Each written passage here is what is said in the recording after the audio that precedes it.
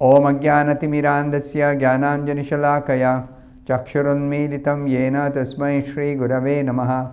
Nama Om Vishnupadaya Krishna Presthaya Bhutale Srimate Bhaktivedanta Swamin Niti Namine Namaste Saraswate Deve Gauravani Pracharine Nirvishesha Shunyavadi Paschatya Deshatarine Jai Shri Krishna Chaitanya Prabhu Nityananda Shri Advaita Gadadhara Srivasadi Gaura Bhakta Vrinda Hare Krishna Krishna Krishna Hare Hare Hare Rama Rama Rama Hare Hare.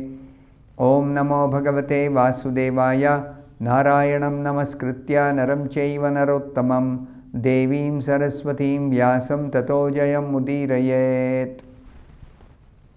In this session we'll continue discussing on the verses 25 to 30 of the 16th chapter of the first canto Srimad Bhagavatam. These verses elaborately describe 40 different qualities that are to be found, transcendental qualities that are to be found in the Supreme Lord. So, in the previous session we were discussing that the Lord assures to give protection against all suffering to those who surrender to Him. Now, Srila Prabhupada further explains in the purport that when the Lord makes a promise, He never deviates from His word of honor. Because He is the Supreme Lord. So, He gives a promise. Kaunteya pratijanihi name bhakta pranashyati. He promises. And even in the 18th chapter, He says, Pratijane priyosime. I promise you this because you are very dear to me. Sarva guhyatamam bhuyaha shrunume paramam vachaha ishtosi me dridamiti tato vakshami te hitam. Now in the 9th chapter he says that Manmana bhava madbhakto madhyaji mam namaskuru mame vaishyasi satyante pratijane priyosime. 9th chapter, 34th verse, the last verse of the 9th chapter, the most confidential knowledge. He says, I promise you this because you're very dear to me. So when Krishna gives assurance for protection, the promise is executed in all circumstances. All circumstances. There are many examples given. Just like Arjuna's life was in danger on the battlefield of Kurukshetra. And Krishna will protect Arjuna under all circumstances. So once it so happened that Bhishma was fighting on the side of Duryodhana, he was attacking Arjuna and Arjuna's life was in danger. Because Bhishma is much more powerful and expert in fighting than Arjuna, definitely. Even though Arjuna is a great warrior, but still Bhishma is experienced. He is very expert and he's fought many battles before. He is much more experienced than Arjuna. So Bhishma was fighting very valiantly and very bravely. He was attacking Arjuna, expertly shooting arrows. And it appeared like Arjuna's life is in danger. Arjuna is going to get completely destroyed. So Krishna, in order to protect Arjuna, he personally took up a weapon, a wheel of a chariot, and went to stop Bhishma from attacking Arjuna. Now, in doing so, Krishna is breaking his promise. He had promised that he will not take any weapon, he will not fight in the battle, He'll not take any weapon, though he'll drive Arjuna's chariot and give Arjuna some strategic directions, how to fight and how to conquer, etc. But Krishna said he will never fight, he will not take any weapons. As long as he is in the battlefield, he'll never do that. So, but when Arjuna's life was in danger, Krishna took up one wheel of a chariot and rushed towards Bhishma, got down from the chariot of Arjuna, rushed towards Bhishma to stop Bhishma from attacking Arjuna. And what happened? Bhishma saw Krishna is coming to kill me. What better death can I have? So Bhishma simply surrendered to Krishna. He stopped attacking Arjuna. He stopped. Arjuna's life was saved. For the moment, Arjuna's life was saved. And after that, when Bhishma surrendered to Krishna, Krishna actually did not attack Bhishma at all. Krishna's purpose is served, Arjuna is saved. And Bhishma is also Krishna's devotee. So when he surrenders, that means he's not going to fight anymore.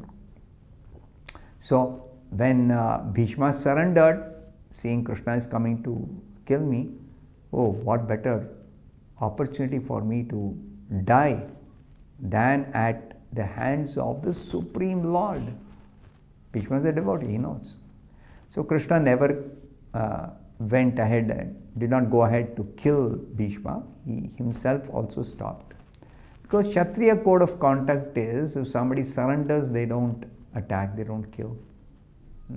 So Bhishma is surrendering. So Krishna said, okay, I am not going to attack you, I am not going to kill you. And then after that, Bhishma never fought again.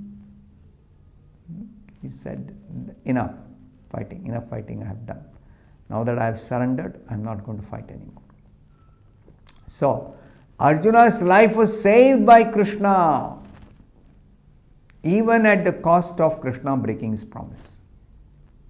So, when Prabhupada says here, where Krishna will never deviate from his word of honor, he will execute his promise under all circumstances. Therefore, Prabhupada says, it is the duty of the pure devotee to be fixed in the discharge of the duty entrusted to him by the Lord or the Lord's bona fide representative, the spiritual master, Guru or Krishna.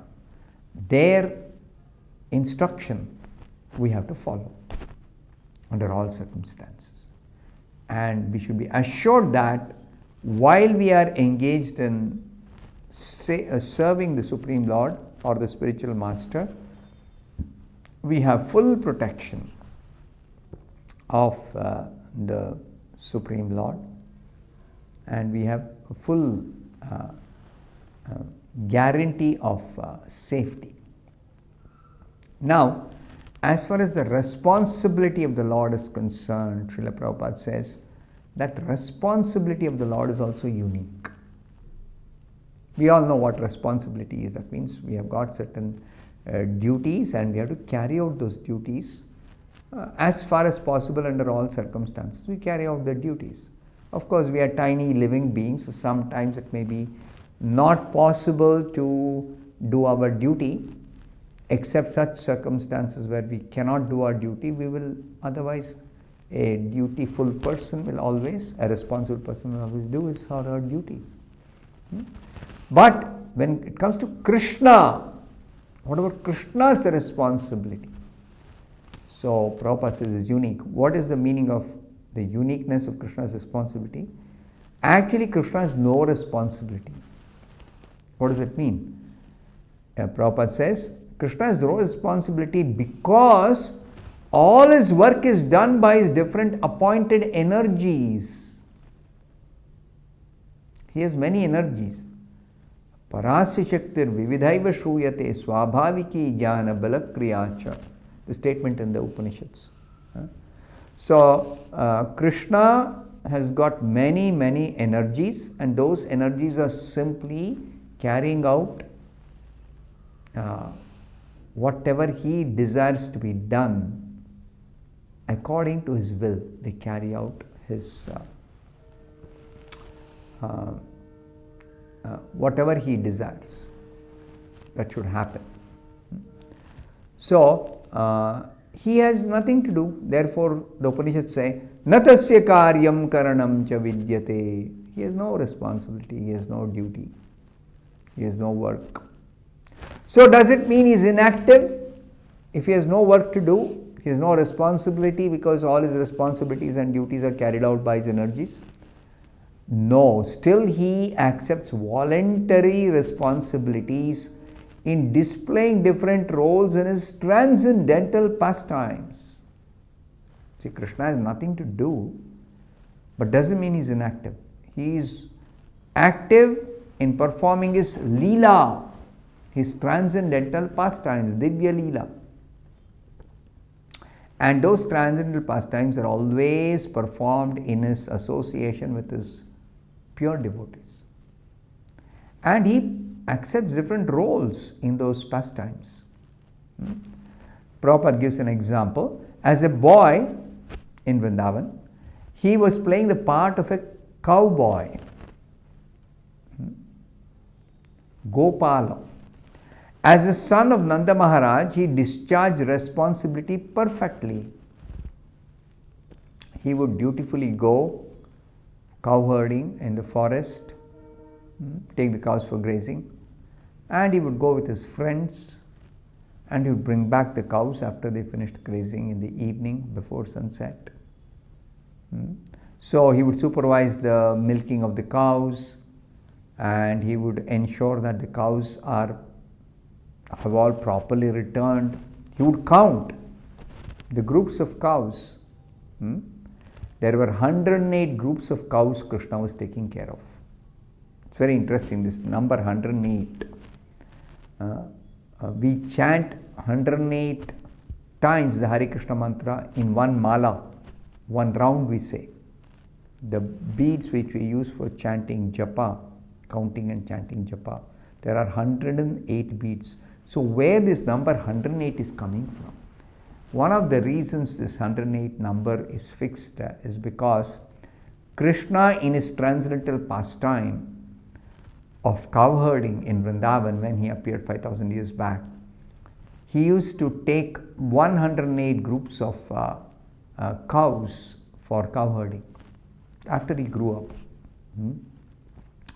And when Krishna returns with those cows, he will count the number of groups that have come back. When each group he calls and they come near Krishna, and Krishna directs them to enter their particular